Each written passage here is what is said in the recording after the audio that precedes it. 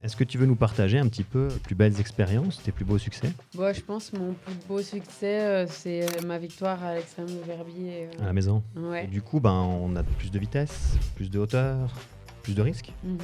Oui, aussi, ouais, c'est clair. Comment tu gères, toi, cette partie-là?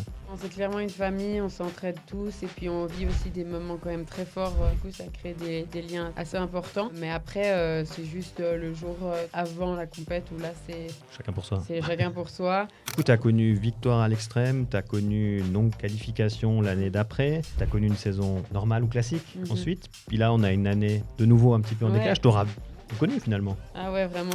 On sait que, au bout d'un moment, pour atteindre le niveau qu'il y a et pour continuer à pousser, il faut que le corps soit là et que la tête aussi. Donc tout ça, il y a quand même une grosse préparation et beaucoup d'entraînement derrière. C'est quoi la vie, la carrière un peu par rapport aux sponsors d'une freerideuse pro? Déjà, on skie. Ouais. Il y a pas mal encore de croyances par rapport à la préparation mentale. Ouais, j'en ai pas besoin, c'est pour les faibles, etc. Et je choisis la musique avec laquelle je vais descendre au préalable et je fais ma Avec la visualisation musique. déjà avec cette même musique.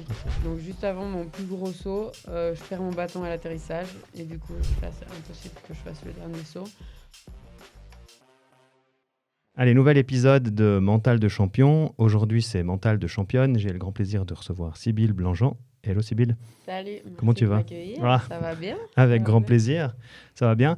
On est au mois de janvier. Fin janvier, c'est pas commun et c'est pas, on va dire, normal de te retrouver dans un studio. Non, clairement, ouais. Normalement, je suis plutôt sur les skis dans la montagne. Tu peux nous expliquer un petit peu pourquoi tu es là aujourd'hui et pas sur les skis dans la montagne?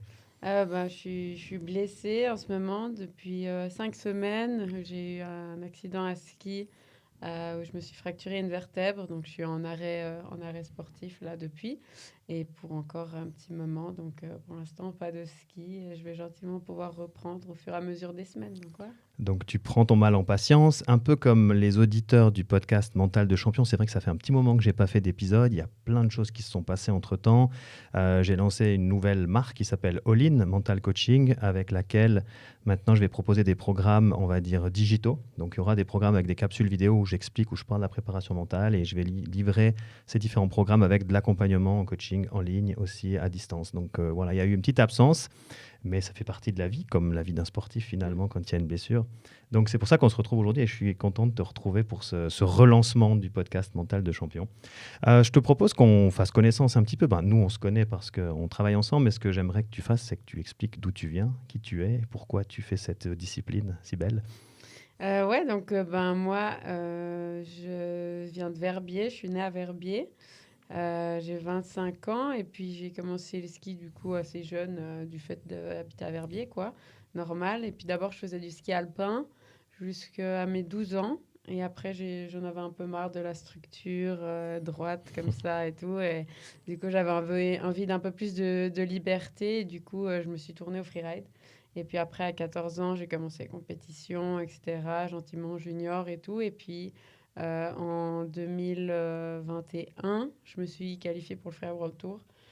Du coup, j'ai fait 3 saisons. Cette année devait être ma 4e saison, mais malheureusement, ce sera une saison blanche pour moi. Ok, merci. Quand on commence par le ski alpin, c'est un petit peu le chemin classique. Tu annonces à un moment donné, je pense à ton entourage, donc tu as 13 ans, 14 ans que tu veux faire du freeride. Comment ça se passe au niveau de ta famille? Comment ça réagit? Franchement, je ne me souviens pas exactement comment ils ont réagi, mais d'abord, j'étais dans une structure, ça s'appelait le club freeride, en fait, à Verbier. Et du coup, on avait des profs de ski, etc., qui nous encadraient pour nous apprendre les bases et puis surtout nous amener dans des endroits qui étaient safe. Selon les conditions, etc. Parce que à 12 ans, c'est pas là déjà qu'on a l'expérience pour savoir juger où c'est OK ou pas d'aller. Ni de savoir même se secourir s'il y a besoin, de devoir pelleter dans la neige, c'est quand même assez difficile et demandant physiquement. Donc à ce moment-là, ça allait assez. Je pense pas que mes parents se faisaient plus de soucis que tant. C'est plus après, quand j'ai commencé les compétitions et d'aller faire des lignes et des missions un peu plus engagées, que là, ça a été plus difficile. Je me souviens la première fois que je suis montée au Bec des Rosses avec mes amis, on n'avait pas dit aux parents. Je crois qu'on avait 14 ou 15 ans. T'as Moi, dit après, maintenant, ils savent ou je bien? les ai appelés quand j'étais en haut. Ah, ok, ah, ouais, Ah, quand même, ouais. Ouais, et on est parti, je me souviens, pour monter. Moi, j'étais trop petite, j'arrivais pas à attraper les marches ou les prises. Donc, mes amis, ils me faisaient La courte échelle. la courte échelle et tout ça pour que j'arrive. Et on arrivait en haut, il était midi. J'ai appelé mes parents. Ouais, je suis au haut du Bec des Roses, trop heureuse. Et j'ai cru Si qu'ils allaient jamais pour les plus m'engueuler. jeunes, faites pas ça, quoi. Non, C'était... dites à vos parents quand Voilà, même avant. exactement. Mais pareil, je recommande pas. On s'est tous pris une bonne brossée après. Donc, du coup, là, il y a eu la bonne brossée. Ok. Oui. Peut-être pour les non-initiés, est-ce que tu peux un peu nous parler de ta discipline, de ton sport, en quoi ça consiste, comment ça fonctionne? Comme ça, un petit peu, on peut fixer un petit peu les bases de cette discipline. Bon, en gros, le freeride, c'est qu'on monte une montagne ou une face qui nous donne envie, qu'on a regardé depuis en bas d'abord pour regarder par où on veut passer, s'il y a des endroits où faire attention, des endroits où il ne faut pas tomber, etc. Ouais. Et puis après, on descend par où on veut, on saute des cailloux ou pas, on fait des figures ou pas, et puis voilà. Il y a quand même un aspect sécuritaire qui rentre en ligne de compte. C'est pas que vous allez n'importe où Ah au non, non, hasard, c'est clairement. quand même encadré. Et tu as dit, ben voilà, il y avait ce processus, finalement, on a une face, c'est comme ça que vous l'appelez, hein. Mhm. Et après, vous allez faire un run sur cette face. Vous allez reconnaître un petit peu cette face pour définir votre ligne. Comment ça va se décider en termes de classement, en termes voilà, de points que vous allez recevoir? Comment ça fonctionne? Alors en compétition, on a 5 juges et il y a 4 critères de jugement, sauf erreur. Il y a la fluidité, Mhm. donc si on descend assez rapidement ou bien si on s'arrête avant un saut ou comme ça. Il y a la technique, donc la technique de ski, etc. Il y a les sauts et le style, Ouais. donc la hauteur des sauts, les figures, si on pose les fesses à l'atterrissage ou tout ça, que ça part donc du décollage en l'air jusqu'à l'atterrissage, ça. Ok. Et puis, il y a la ligne. Donc, le choix de ligne, si c'est original, si c'est la même que tout le monde, Ok. et tout ça. Et si c'est engagé, plus ou moins ou pas. Ouais. Donc, on est sur un sport à jugement. Ouais, clairement. Comment tu le vis, toi, le sport à jugement? Ouais, ça dépend. C'est pas toujours facile. Ok. C'est pas un chrono. On est là, ben voilà. J'ai Ouais. été moins bon, j'ai été meilleur, c'est un fait. Ouais. Là, c'est plus subjectif et ça reste Ça des êtres donne, humains qui nous jugent, quoi. ça donne aussi un certain charme à la discipline finalement, où il y a une partie créative qui est difficile à juger avec un chrono ou avec un score. Du coup, le jugement, c'est un peu le seul moyen qui est possible de prendre pour pouvoir juger cette créativité. Donc ça donne aussi ce charme d'avoir cette créativité et puis cette beauté du sport finalement. Ouais, c'est clair. Puis on est libre dans ce sens-là de créer ce qu'on veut, même si ça peut du coup être frustrant parce qu'on peut aussi prendre le jugement de manière Mhm. personnelle aussi, Ça quoi. t'est déjà arrivé? Oui, Oui. Difficile? oui. Ok. On reviendra peut-être un petit peu après en parlant de l'aspect plutôt mental. Si on reste un petit peu freeride, il y a cette notion de liberté. Euh, ouais, quand tu vas aller skier en libre toute seule, effectivement, tu es freerideuse, tu as l'habitude, tu peux aller faire des pistes ou des exploits que d'autres ne peuvent pas. Quand on est en compétition, est-ce que c'est vraiment free? Est-ce que tu es vraiment en liberté ou est-ce que quand même l'aspect compétition, la préparation, etc., ça reste quand même très cadré? Je dirais que c'est un peu un mix parce que ben oui, il y a surtout au jour d'aujourd'hui, il y a beaucoup plus de préparation de la part de tous les Ouais. athlètes. On sait que ben, au bout d'un moment, pour atteindre le niveau qu'il y a et pour continuer à pousser, il faut que le corps soit là et que la tête aussi. Ouais. Donc tout ça, il y a quand même une grosse préparation et beaucoup d'entraînement derrière. Mais après, il y a quand même de la liberté parce que oui, c'est l'organisation qui nous choisit une face. Il nous dit, voilà, ça c'est la Ouais. face que vous allez rider ce jour-là à telle heure avec tel dossard. Mais après, ben, sur toute la face, on peut Tu choisir peux par où on choisir. passe et ce qu'on fait et tout ça. Donc il y a quand même cet aspect de liberté quand même qui reste. On est dans un aspect de liberté qui vient un petit peu d'une culture en quelque sorte. Comment ça se passe, cette culture, cette liberté, avec les concurrents finalement? Est-ce que c'est une grande famille? Est-ce que ça parle entre vous? Comment ça se gère en fait, cet esprit-là dans le freeride? Non, c'est clairement une famille, on s'entraide tous et puis on vit aussi des moments quand même très forts tous ensemble. Du coup, ça crée des liens assez importants. Mais après, c'est juste le jour de la compète, je dirais avant la compète, où là, Chacun pour soi. c'est chacun pour soi, surtout dans les catégories, je dirais en tout cas moi pour ce que je Mhm. connais. Et puis après, dès qu'on est en bas, on a à nouveau tous une famille et super copains, donc c'est super Et cool. vous passez des bons moments et ça se passe bien. Ouais, c'est Ah, clair. c'est plutôt sympa C'est une comme. colonie de Ah, c'est une vacances et on colonie. voyage dans le monde tous ensemble tout l'hiver. Ah, c'est pas Franchement, il y mal a comme ça. pire. Ouais, c'est vrai qu'il y a pire. Après, ben, là, si tu arrives à rester, quand tu es dans ton moment et dans ton run, ben, voilà, rester concentré puis jouer pour toi, ben, on y travaille, on en discute. Il y a un autre point sur lequel j'aimerais revenir par rapport à la discipline. Toi, tu as pu voir l'évolution de la discipline depuis quelques années maintenant. Qu'est-ce que tu dirais par rapport à l'évolution? Qu'est-ce qui se passe actuellement sur le circuit? Bon, déjà, juste le niveau, il est exponentiel déjà depuis la première année où j'étais sur le tour à maintenant, ça n'a rien à voir. Ok. En tout cas pour le ski femme, mais même dans toutes les catégories en vrai. Et ça, je pense, c'est dû notamment au fait, ben justement, comme je disais, que maintenant, vraiment, presque, je dirais vraiment 95% des athlètes, on a une vraie préparation physique, on a un encadrement tout Ouais. autour de nous, de coach, de préparateur mental, physique, même entraîneur sur les skis, Ouais. etc., qui fait que ben, le niveau, il monte d'office parce que c'est plus professionnalisé. Et puis après, ben, il y a tout qui s'aligne du fait aussi que ben, on a rejoint la FIS maintenant. Ouais. On va avoir les premiers championnats du monde officiels de la FIS l'année prochaine. Mais je dirais pas que c'est ça qui fait que les athlètes se Structure, se professionnalisent et se professionnalise. Ouais. structurent. C'est plus l'inverse. C'est plus les athlètes se structurent. OK, ça appelle Ouais, à ok, dans ce sens-là. devenir plus officiel, voir les Jeux Olympiques, etc. Et du coup, ben, on a plus de vitesse, plus de hauteur, plus de risques. Mhm. Oui, aussi, ben ouais, c'est clair. Comment tu gères, toi, cette partie-là? Bah, je dirais que ben oui, il y a plus de risques, mais du coup, ben, j'ai l'entraînement pour prendre ces En risques conséquence, en ouais. conséquence, ouais.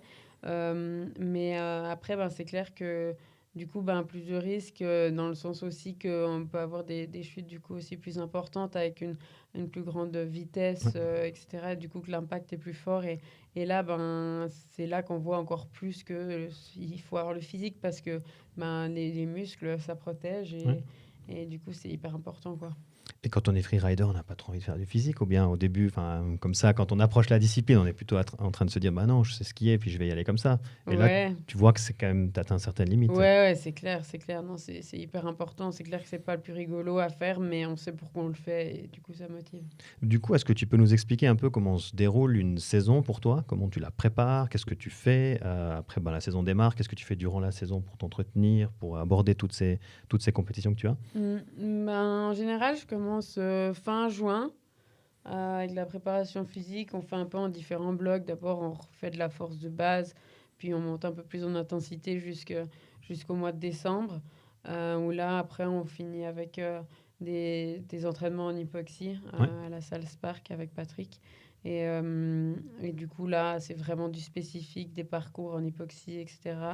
Et puis après, ben là, j'ai déjà commencé à skier. Je commence à skier en général en novembre. Et puis après, mi-janvier, on a les premières Ouais. compétitions. Du coup, ouais, je dirais à partir de Noël, j'ai beaucoup moins d'entraînement physique. J'ai des petits rappels si j'ai envie pendant la saison, mais sinon après, c'est que du ski. Ouais. Et il y a une possibilité de vacances Ouais, au mois de mai. au mois de mai. C'est là que je me repose et début juin. Et que là, j'essaye de rien faire. Donc il y a une petite coupure, mais bon, tu es quand même assez active, hein. Ouais. Bon, même quand il y a la coupure, c'est dur de rien faire. C'est dur de rien faire, ouais, j'imagine bien. Donc on voit que ça s'étend quand même sur une longue durée, hein, dans Mm. l'année. Il y a tout un travail de préparation. Ensuite, il y a le départ pour les premières compétitions. Vous voyagez, Mhm. ça s'enchaîne. Comment toi, tu vas gérer en fait cet enchaînement de voyages, le fait que ben, voilà, chaque temps de temps, tu as la compétition qui vient? Bah ouais, c'est quand même vachement intense. Je trouve ce qui est aussi le plus difficile, en fait, c'est de vivre dans des valises pendant 3 mois et de jamais. Quand on rentre à la maison, on est à la maison pour 4-5 jours. Du coup, on n'a pas vraiment le temps de se poser, Ouais. ok, de faire un pas en arrière et puis de se poser les bonnes questions s'il y a besoin, etc. Donc, je trouve que c'est surtout ça qui est un peu difficile, mais j'essaye de pas trop traîner sur les endroits de compétition après la compète. quand je peux, j'essaye de rentrer Tu le quittes plus la vite. colonie. Ouais, de rentrer le plus vite possible pour avoir justement le plus de temps possible à la maison pour me ressourcer, voir ma famille, mes amis, etc. Et je sais que ça me fait du bien et Ouais. que j'ai besoin de ça entre les compètes, quoi. C'est un équilibre Mm. que tu dois préserver pour pouvoir être performante.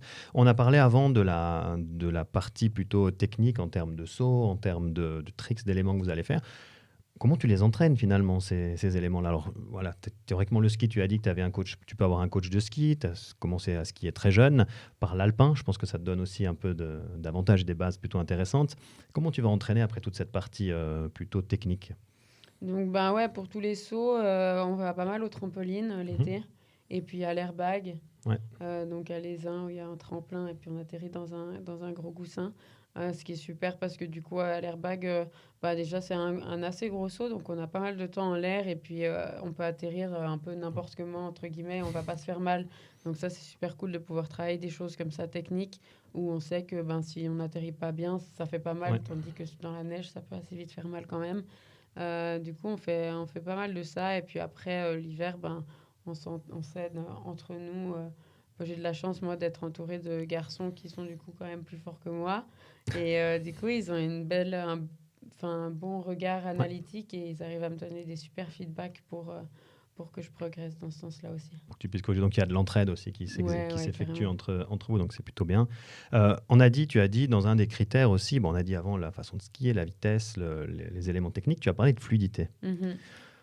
C'est difficile à définir, c'est difficile à démontrer. Comment tu pourrais l'expliquer et comment tu pourrais peut-être conseiller un jeune freerider ou une jeune freerider sur la partie fluidité?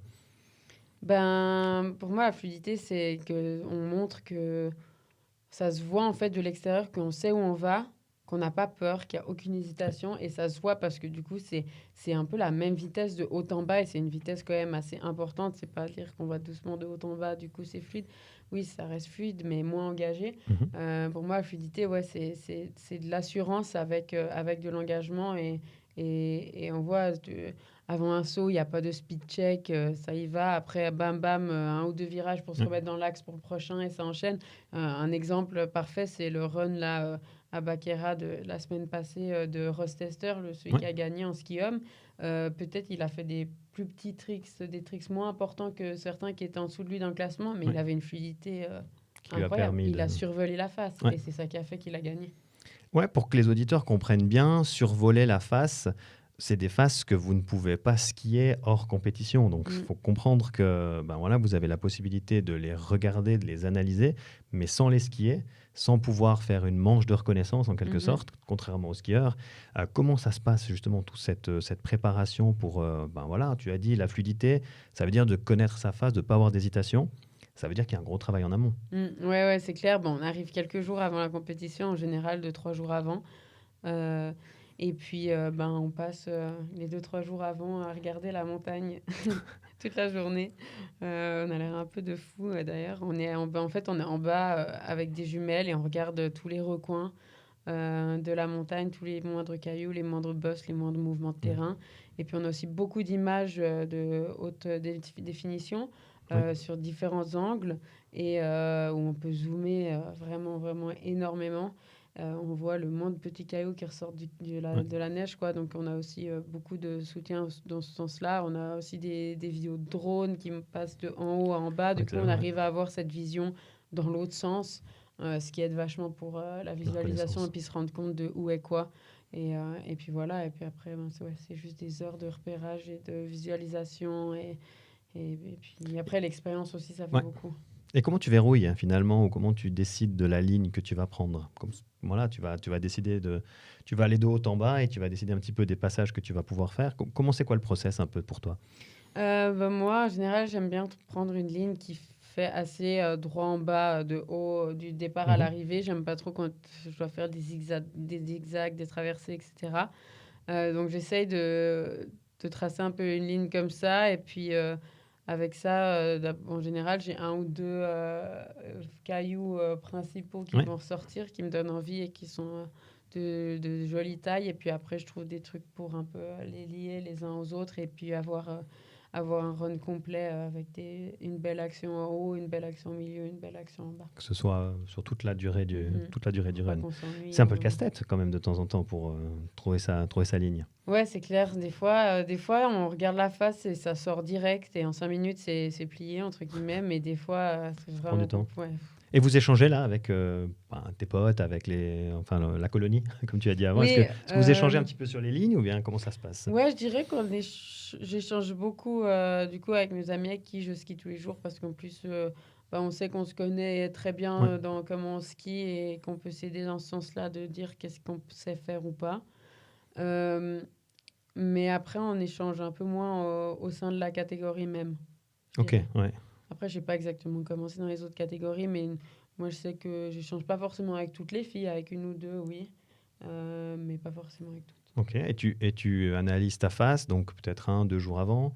Il y a de la météo quand même qui passe par là. Ça veut dire que le jour de la compétition, on peut avoir quand même des changements. Comment tu vas gérer ça? Ça dépend. Des fois, ça change vers le mieux, des fois vers le moins bien. Mais on a toujours de toute façon des ouvreurs qui passent du coup le jour où on repère. Et puis après, en général, s'il y a justement des changements à cause de la météo, ils refont passer des ouvreurs le matin, ce qui nous aide vachement parce que du coup, ils arrivent à nous dire à quel point c'est facile de freiner, à quel point ça va vite, à quel point les atterrissages rebondissent ou pas.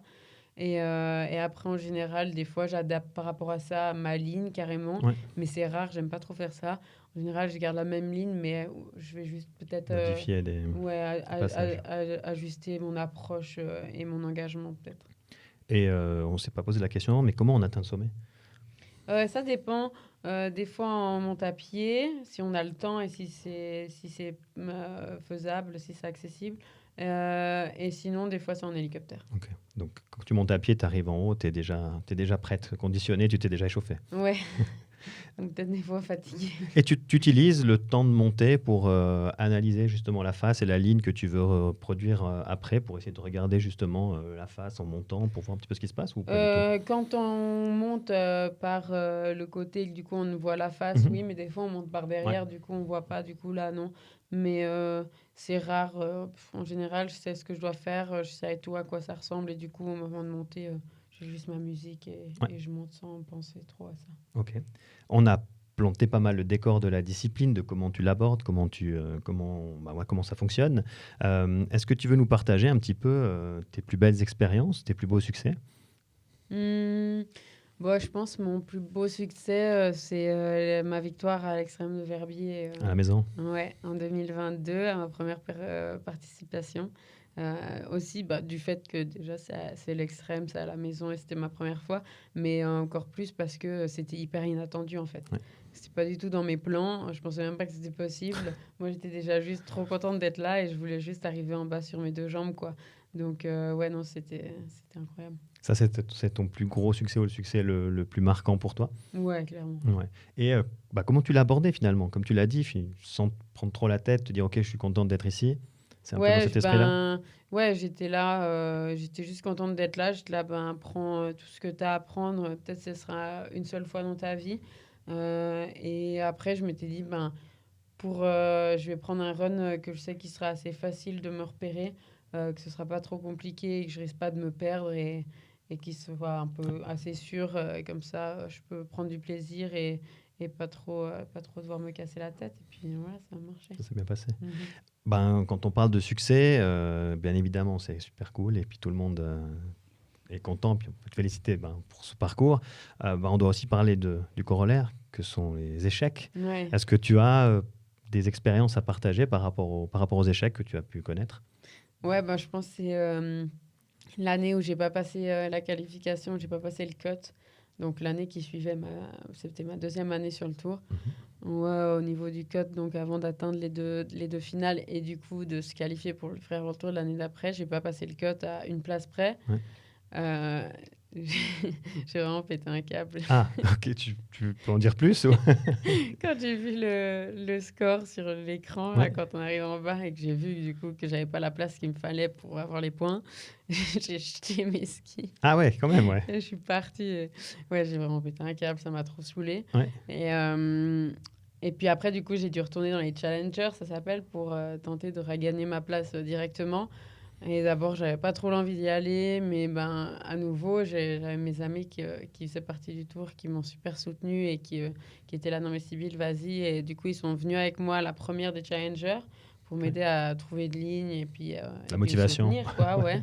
Et moi, j'ai dit, si je gagne pas celle-là, je fais pas les autres du Challenger. Ah ouais, donc t'étais... Je la gagne ou j'arrête. Et puis, je l'ai gagnée et du coup, j'ai dû ça, continuer. ça tient pas grand-chose finalement. Et puis après, j'ai réussi à me requalifier, du coup. Ouais.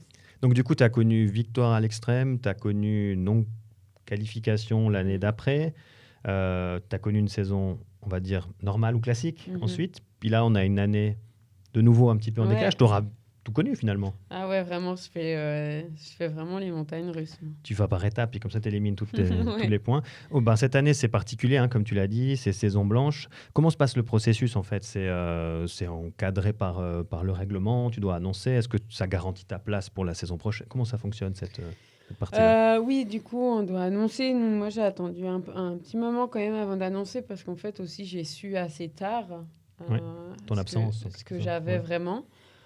Du coup, j'ai annoncé après 2 semaines et demie, 3 semaines, que ce soit à mes sponsors ou au Frère World Tour. Et parce que aussi, j'attendais de savoir exactement combien de temps je devrais être en arrêt, quoi. Et puis là, on a su que ça allait être compliqué pour faire des compétitions cette année tout court. Du coup, ouais, on annonce. Et puis après, ils nous mettent sur la liste des injury wildcards, ça s'appelle, donc des invitations à cause de blessures. Et puis après, ça, c'est décidé officiellement et pour sûr au printemps. Okay. Mais après, c'est dévoilé au public en août, je crois. Mais nous, on saura au printemps parce qu'en fait, ils doivent attendre la fin de la saison pour voir combien de personnes se sont blessées par catégorie. Parce qu'en général, en ski femme, en tout cas, il y a 2 wildcards injury et 2 wildcards classiques. Qui sont classiques, ouais. Donc après, si on est par exemple 4 ski femmes à être blessées, ils vont peut-être devoir faire des choix de priorité. Quoi. Donc théoriquement, ta place est protégée pour la saison prochaine, mais il y a une petite part d'inconnu. Tu as parlé des sponsors, justement. C'est quoi la vie, la carrière, un peu par rapport aux sponsors d'une freerideuse pro? Déjà, on skie. C'est déjà notre rôle principal. Mais après, il y a aussi beaucoup de relationnel et puis aussi d'activation, de développement de produits. On va pas mal aux headquarters des marques pour développer des choses ou même juste les rencontrer, faire des plans sur la création de contenu ou des choses comme ça. On fait pas mal aussi de shooting et tout ça pour la promotion des nouvelles collections, etc., des années qui suivent, des tests produits dans le développement des produits. En fait, c'est assez diversifié et c'est assez tout le long de l'année, en fait. On a de la partie avant la saison où là, on teste des choses et puis on a pas mal de rendez-vous pour planifier la saison, dire nos projets, etc. Après, pendant la saison, en général, on est un peu plus tranquille, surtout quand on fait les compétitions. Ils nous laissent un peu dans les compétitions. Et puis, en fin de saison, c'est là qu'il y a un peu les shootings pour les nouvelles collections de l'année qui suit, qui arrivent. Donc, c'est un peu... Puis après, après la saison, on clôture la saison, on finit, on fait des débriefs et tout ça, c'est un peu ça. Donc, il y a un aspect aussi un peu technique qui va te servir pour toi dans ta compétition. Puis, il y a un aspect plutôt relationnel, commercial, qui va permettre à la marque d'être en avant et puis de vendre ses produits. C'est facile à boucler ou à construire financièrement une saison quand on est comme toi dans cette situation-là, freerideuse professionnelle? Je dirais qu'au début, c'était plus difficile parce que, oui, on se qualifie sur le Frère World Tour, mais personne ne nous connaît en soi. On doit faire nos preuves. Mais après, j'ai assez vite été entourée d'un manager qui est en France. Il s'appelle Raph et il est vraiment super. Merci Raph. Ouais, c'est surtout que moi j'ai de la peine à faire ce genre de choses, à me vendre et à me dire je suis trop forte, je suis trop super et moi je vaux tant d'argent. Moi j'en ai aucune idée. J'aurais plutôt tendance à dire vous me donnez juste des skis, c'est super, merci beaucoup et je serais déjà super rapidement contente, quoi. Donc, je trouve que c'est difficile de se rendre compte de la valeur qu'on a, en fait. Et du coup, je trouve que c'est important d'avoir quelqu'un qui fasse un peu ça pour nous parce que aussi, c'est un peu... je trouve un peu, des fois, c'est délicat de garder cette relation parce que moi, j'aime bien avoir une bonne relation avec mes sponsors, avec les team managers et tout ça. Une relation presque amicale d'une certaine manière. Et du coup, d'après, de voir 2 semaines après venir sur la table, tu allez, montes augmente le budget, l'enveloppe. sinon je me barre. Enfin, Ouais, je comprends. j'aime pas Ouais, il y a trop faire une ça. phase un peu de négociation, puis Ouais, finalement, c'est c'est ça. pas forcément le rôle de Ouais, non, l'athlète. j'aime pas trop. Par contre, bah ouais, on peut constater que bah, tu n'es pas formé à ça en fait quand tu es Non, athlète et clairement tu te pas. retrouves dans On des apprend sur le situations moment, quoi. voilà, sur lesquelles tu n'es pas formé. Donc, Mhm. important peut-être de s'entourer correctement et puis Mhm. d'éventuellement se former sur cet aspect-là. Donc, assez intéressant comme partage. On va rentrer maintenant un peu plus sous un angle un peu mental, vu qu'on est dans mental de champion, donc il y a quand même cette approche-là. Donc nous, on s'est rencontrés, je pense, en début d'année 2024, Mhm. plus ou moins. Tu sortais d'une première compétition. Mhm. Finalement, qu'est-ce qui s'est passé et pourquoi tu t'es dit, allez, je vais essayer de travailler avec un préparateur mental? Bah, parce que cette première compétition l'année passée, elle s'est pas du tout passée comme prévu, d'un point de vue mental, Mhm. surtout. Et puis, du coup, ben, ça se reflète sur Sur ma ton ski, ouais. performance. J'étais dans le doute total. Déjà, c'était la première compétition de l'année, donc c'est toujours un peu compliqué. Mais en plus, là, c'était last minute, c'était à Verbier, Ouais. sur le Baby Beck, donc la face à laquelle il y a 2 ans 2 ans. avant, j'avais gagné. Ouais, ouais. Et du coup, moi, j'étais là, oh mon Pression. Dieu, méga Ouais. pression. Je me disais, mais il faut que je gagne. Les gens, ils attendent enfin, pour eux, je dois gagner. Alors que pas du tout. Mais voilà. Et du coup, je m'étais mis la méga pression. En plus, les conditions de neige avaient vachement changé dans les 2-3 jours qui Précédé, précédaient. ouais. Et du coup, ça allait vite, la neige. C'était difficile, on savait, etc. Du coup, moi, la seule chose qui résonnait dans ma tête pendant que je skiais, pendant mon run, c'était va pas trop vite, attention, tombe pas, tranquille, tranquille. Et j'étais là, non, mais ça va pas du tout. Ouais. C'est pas... Et du coup, là, ben, j'en ai parlé justement avec Patrick la semaine, enfin 2-3 jours après, je suis arrivée à l'entraînement, j'ai pleuré et je lui disais que ça allait pas. Et il m'a dit, va voir Gaëtan. Et du coup, on a Et commencé bref, à voilà comment travailler on y est. ensemble. Donc, ben, merci Patrick pour la mise en relation. C'est vrai que moi, je t'ai connu, ben, c'était délicat parce que ta saison était lancée. Donc, on n'avait pas beaucoup de temps pour Mhm. travailler. On a travaillé un petit peu dans l'urgence. On est arrivé assez rapidement sur des choses un peu plus pragmatiques. On a Mhm. décortiqué un petit peu ta façon de te préparer, ta façon d'attendre quand tu es dans ton aire de départ, de savoir comment ça se passait, puis surtout comment ça se passait Ouais. ici, quand tu vas sur une compétition. On a mis rapidement des petits éléments en place. Je me souviens qu'on a travaillé sur des audios Mhm. pour faire redescendre un petit peu la pression, que tu pouvais écouter soit le matin, après ton petit déjeuner quand tu étais en compète, soit directement dans l'aire de départ. Et très rapidement, on a mis, on va dire, des éléments assez concrets. On a parlé de respiration aussi. Mhm. Ça t'a permis assez rapidement de te remobiliser finalement. Ouais. Tu dirais que finalement, la préparation mentale, c'est compliqué, c'est difficile, c'est fastidieux, ou bien au contraire, c'est plutôt simple, c'est plutôt facile à mettre en place. Non, je trouve que c'est pas trop difficile. Mais je trouve que, enfin, à faire, etc., c'est pas difficile. Mais je trouve que c'est plus compliqué à comprendre comment c'est possible que ça marche comme Ah, ça. ok, ouais. Parce que enfin, moi, Ouais. avec moi, je trouve que ça a marché assez rapidement Ouais. et assez facilement. Et du coup, c'est plus, je trouve ça super abstrait de se dire, mais comment c'est possible que. Parce que. C'est pas de la magie, hein. Non, mais tu vois, beaucoup de choses que tu Ouais. m'as dit, que Ouais. tu m'as eu dit, mon père et mon copain, ils me l'ont dit 25 000 fois. Certainement, ouais. Mais que Ouais. j'étais là, ouais, c'est bon. Mais, Ça résonne différemment. ouais, et Ouais. c'est ça que je trouve dingue. Et puis, tu as réussi à te remobiliser, comme je l'ai dit avant, très rapidement. Tu as été chercher des résultats par la suite. Donc, on a continué à un petit peu entretenir. Moi, j'avais une mission, c'était un peu de voir où tu en étais, comment tu étais. Puis c'est vrai que là, tu sortais de cette première compétition, il y avait un petit peu d'urgence. On a mis des petits éléments pragmatiques en place. Tu t'es relancé. Puis après, on a continué sur la suite de la saison. On a bouclé la saison. Tu peux peut-être nous parler de la dernière épreuve et puis de l'histoire du bâton. Ouais, dernière épreuve assez frustrante, la saison qui commence pas comme prévu et qui ne finit pas comme prévu. Voilà. Du coup, j'ai eu un super début de run. J'étais vraiment contente de mon ski et tout ça. Et puis après, à mon avant-dernier saut, donc juste avant mon plus gros saut, je perds mon bâton à l'atterrissage. Et du coup, c'est impossible que je fasse le dernier saut.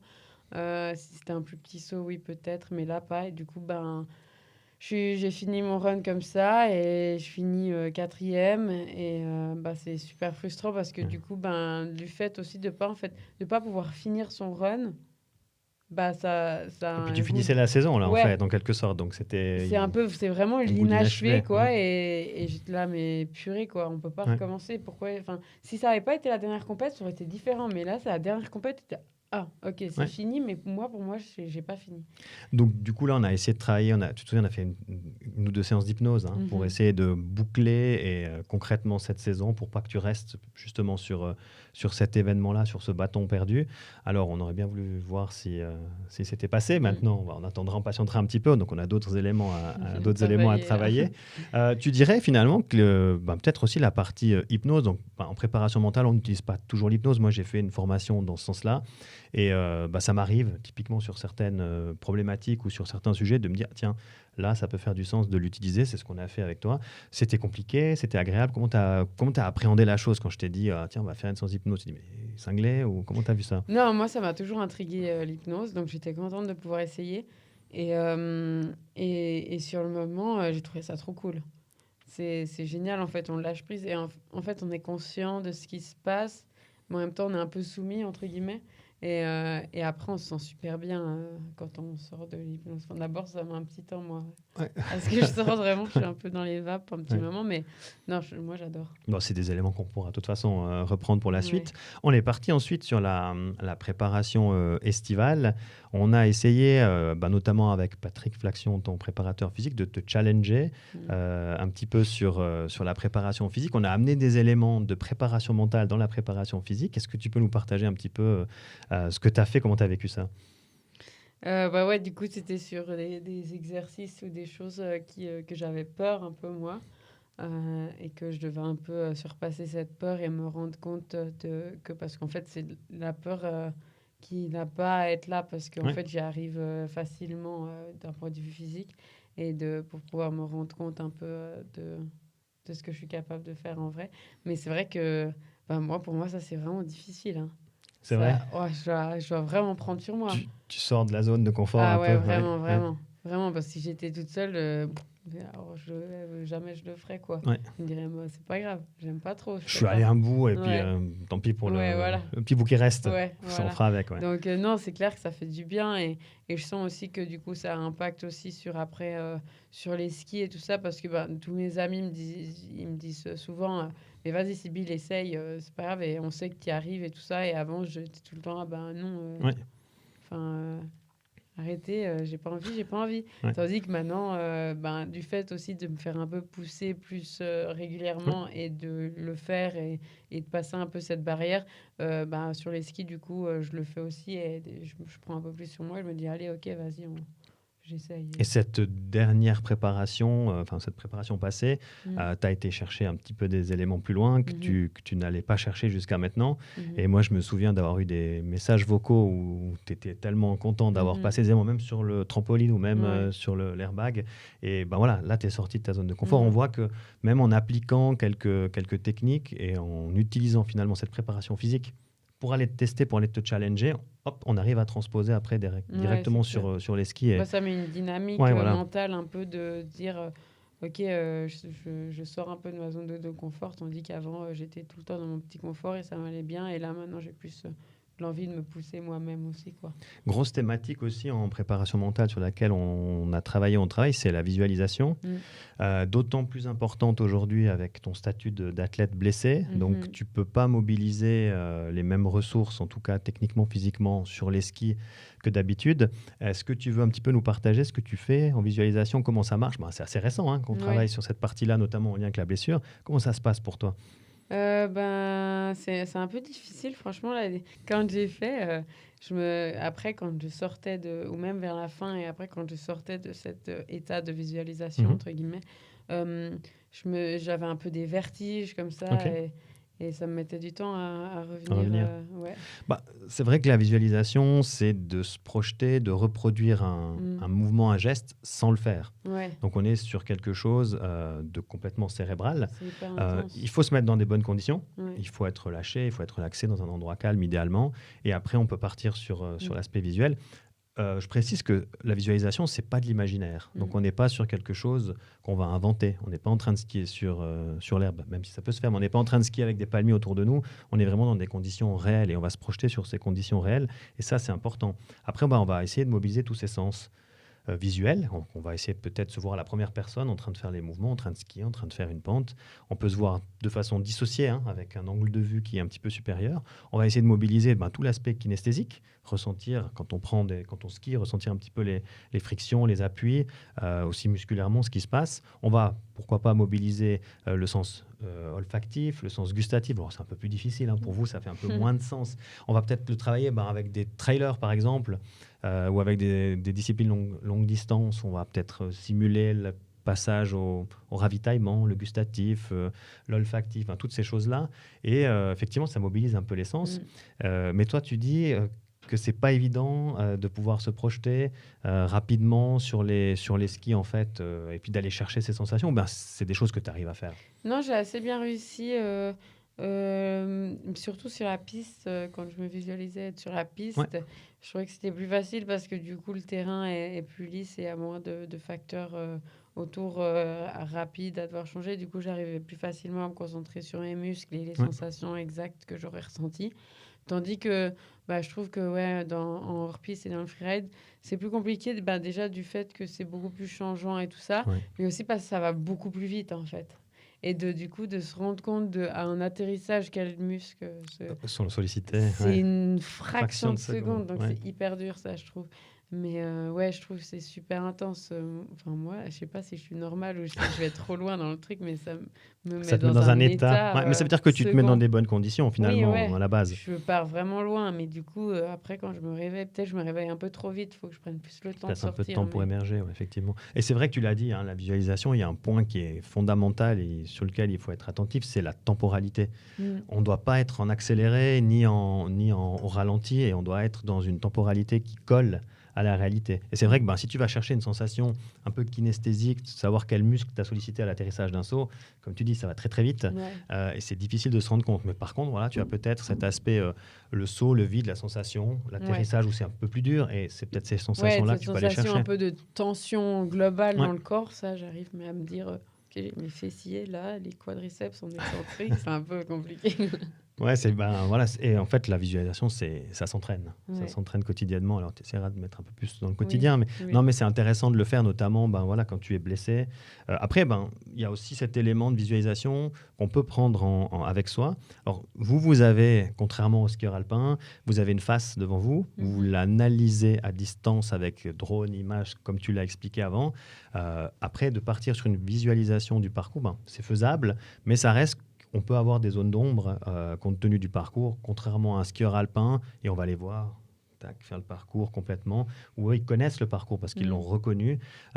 Toi, tu l'utilises, la visualisation, avant les compétitions ? Ah ouais, beaucoup. Et je l'utilise aussi, je choisis aussi, parce que moi, je descends toujours avec de la musique. Et je choisis la musique avec laquelle je vais descendre au préalable. Et je fais ma visualisation déjà avec cette même musique. Parfait. Parce qu'en vrai, je n'entends pas la musique sur le moment.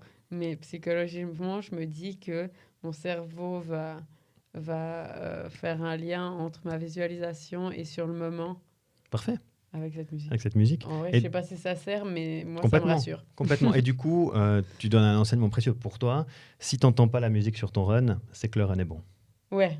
Tu sens tout de suite que tu es finalement dans ton tunnel de concentration, et là, tu es complètement à ton affaire.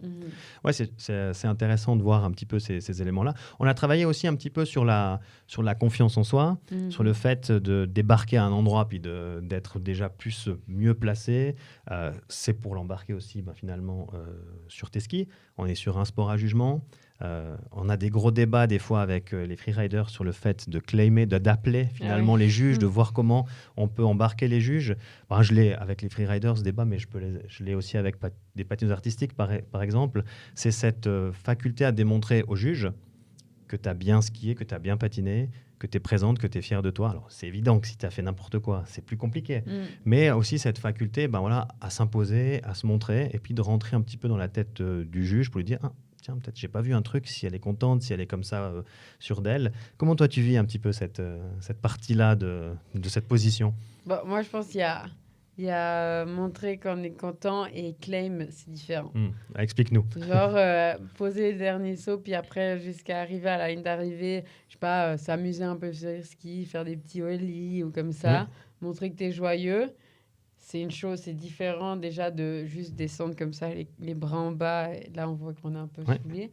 Mais après, de poser le dernier saut et de monter la main au ciel, ça, c'est un petit peu excessif. Pourquoi ? Parce que, non, ça veut dire que pourquoi tu fais ça, tu es sûr à 100% d'avoir gagné. Sauf que tu peux pas être sûr à 100% d'avoir gagné. Mais tu peux être sûr à 100%, peut-être pas à 100%, mais que tu as posé ton run et que tu peux être content de toi. Ouais, non. Ok, mais c'est marrant parce que c'est un débat qu'on a souvent, Oui. mais c'est plutôt mal vu. C'est plutôt Oui. ça en fait qui fait peur. C'est le fait d'aller lever le bras puis de montrer qu'on a posé le run qu'on voulait. On va se la raconter un peu, puis c'est mal vu par on a l'impression que c'est mal vu par les juges. Ouais, je sais pas si les juges... Ce serait intéressant de leur demander une fois. Mais en tout cas, dans le monde du ski, ça se fait pas trop, quoi. Ok. Et du coup, si on revient sur cette confiance, cette position que tu dois avoir, un petit peu cette posture, comment tu vas gérer ça maintenant? Alors, on a travaillé un petit peu, super pouvoir, on a même travaillé sur un habit ou une tenue qui pourrait t'aider. On a été un peu loin dans l'approche. Comment tu vas gérer ça? Comment tu vois ça? Pour moi, c'est plus, déjà, juste dans les jours avant et tout ça, montrer que j'ai un peu plus confiance en moi et pas me cacher dans mon coin. Ouais. Pas facile. Et regarder par terre et tout. Non, c'est pas facile. Mais bon, j'ai pas pu tester ça. Mais on arriver a le temps de au travailler, quoi. Riders Meeting et tout ça, de manière sûre aussi, inconsciemment, que ce soit pour les juges, mais aussi les concurrentes, ça impose quelque chose, quoi. Oui, il y a une partie démonstrative qui rentre en ligne de compte, ça c'est évident. Et puis, oui, bien sûr aussi, justement, à la fin d'un run, peut-être pas faire la saoulée pour arriver jusqu'à la ligne d'arrivée, mais être un peu plus joyeuse et montrer que je m'amuse, quoi. Ouais.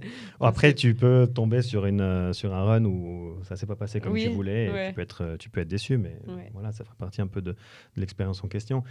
Préparation mentale, bon, on l'a vu, on a passé quelques petites techniques qu'on a partagées ensemble durant ces derniers mois. On a encore du travail, vu cette saison blanche. On va profiter de cette saison pour mettre d'autres éléments en place pour pouvoir t'accompagner au mieux pour la saison d'après.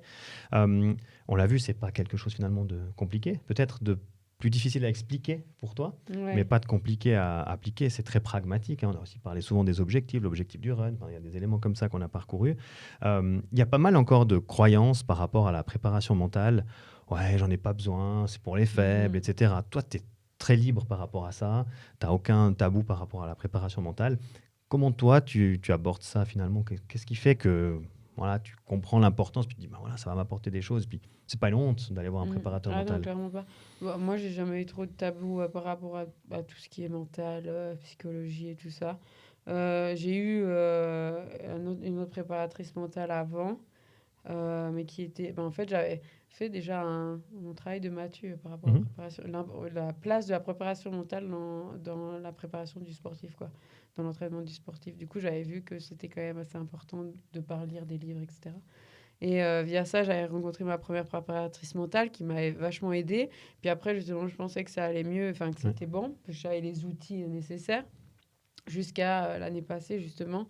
Et en fait, vu que je connais la différence entre quand j'ai quelqu'un qui me suit pour ça et quand j'ai pas et que ça va pas, je sais que c'est quand même énorme la différence. On a beau avoir le physique à 100 000%, si le cerveau il n'est pas là, on va avoir que 50% de capacité physique ou même pas, quoi. À mobiliser. Donc le cerveau c'est quand même l'ordinateur central du corps, donc s'il ne suit pas, il n'y a rien qui suit. Et tu l'as dit avant, finalement, c'est vrai que la préparation mentale, c'est un ensemble d'outils, c'est un ensemble de techniques et de stratégies qu'on va pouvoir appliquer en fonction du besoin de l'athlète. Il n'y a pas de nécessité d'être dans un mauvais mood, d'être dans une mauvaise période, d'être au fond du trou pour consulter ou s'entourer d'un préparateur mental. On peut aller chercher un peu de bien-être en plus, on peut aller chercher de la performance en plus en s'entourant d'un préparateur ou d'une préparatrice mentale. Donc toi, tu as fait ce cheminement et puis on peut dire qu'aujourd'hui, tu es plutôt satisfaite, pas par rapport à moi, c'est pas la question, mais d'avoir de t'être accompagnée d'une ou d'un préparateur mental. Ouais, clairement. Bon, ça, c'est plutôt un chouette partage. Qu'est-ce qu'on fait encore cette saison? Comment on fait pour la suite? Quand tu vas remettre les skis, comment tu vois un petit peu le timing? Du coup, je peux remettre les skis skier juste sur piste le matin quand il n'y a pas trop de monde et pas que trop de boss la semaine prochaine, dans une semaine, donc à 6 semaines. Et puis après, à 8 semaines, donc mi-février, je vais pouvoir commencer à skier en hors-piste tranquille, sans saut, sans sac à dos trop lourd. Ouais. Et puis, pas aller dans des endroits trop dangereux parce en cas d'avalanche, je pourrais pas secourir qui que ce soit. Euh, et puis après, à partir de là, on verra, je revois le médecin à ce moment-là qui va me dire le feu vert à quelle vitesse pour recommencer à sauter Ouais. et mettre un peu plus d'intensité. Du coup, ouais, je me réjouis déjà de pouvoir skier déjà tout court et puis après de pouvoir un peu faire des virages dans la poudreuse. Et puis après, l'objectif, ce serait d'être prête physiquement pour pouvoir faire ouvreuse à l'extrême de Verbier, donc fin mars. Donc, on est blessé, on est sur une saison blanche, comme on le dit, mais il y a des ambitions, il y a un objectif. Et puis, moi, je vais t'accompagner sur ce retour au ski, sur ce retour dans la poudre et sur ce retour sur les sauts, parce que c'est tout ce processus-là qu'il va falloir remettre en place pour que Ouais. tu puisses être prête pour aller faire ouvreuse et puis déjà de lorgner sur la prochaine saison. Tu as évoqué un point qui est très important, c'est la sécurité. Alors c'est sûr que quand vous êtes sur un run, vous êtes en sécurité, on ne peut pas garantir complètement, mais vous êtes en sécurité, ça a été reconnu, s'il faut, la piste a été en quelque sorte préparée, s'il a fallu enlever quelques pans de neige ou autre, j'imagine. Par contre, tu vas skier librement, tu vas skier avec des amis, tu vas aller chercher des sauts, tu vas aller chercher des endroits par où passer. Donne-nous quelques conseils pratiques. Je pense qu'on ne le répète jamais assez, mais ça fait quand même partie du respect qu'on peut avoir pour la montagne et pour soi-même. Comment toi, tu abordes ça, cette sécurité? Pour moi, je trouve déjà la base, c'est d'être éduqué de connaître un peu la montagne et d'essayer d'élargir nos connaissances pour la montagne. Il y a plein de manières possibles de le faire. Il y a des cours en ligne, notamment moi j'ai fait là cet été celui de We Mountain, ce que je trouve super parce que c'est pas juste un cours de comment sauver quelqu'un en cas d'avalanche, mais de tout ce qui est prévention avant. C'est surtout la prévention avant. Faut savoir lire la météo, lire le manteau neigeux, le vent, dans quel sens il a soufflé, du coup pouvoir choisir de manière adéquate ou en tout cas au plus possible par où passer. Donc ça, être entouré d'une bonne équipe à qui on fait confiance, jamais aller tout seul, ne pas que suivre les traces, c'est pas parce qu'il y a des traces que c'est safe. Oui. Des fois, ça part qu'il y a déjà eu 50 traces. Et puis, être équipé d'un matériel de sauvetage, DVA, pelle sonde, airbag aussi, c'est pas mal, et un casque, très important aussi. Donc voilà, je dirais ça, s'éduquer, être entouré des bonnes personnes et puis avoir le matériel nécessaire en cas de... Et toi, tu t'es formé justement pour pouvoir... Oui, puis on fait des rappels chaque Ouais. année, 2-3 fois par saison. On fait des rappels, des simulations d'avalanche, etc.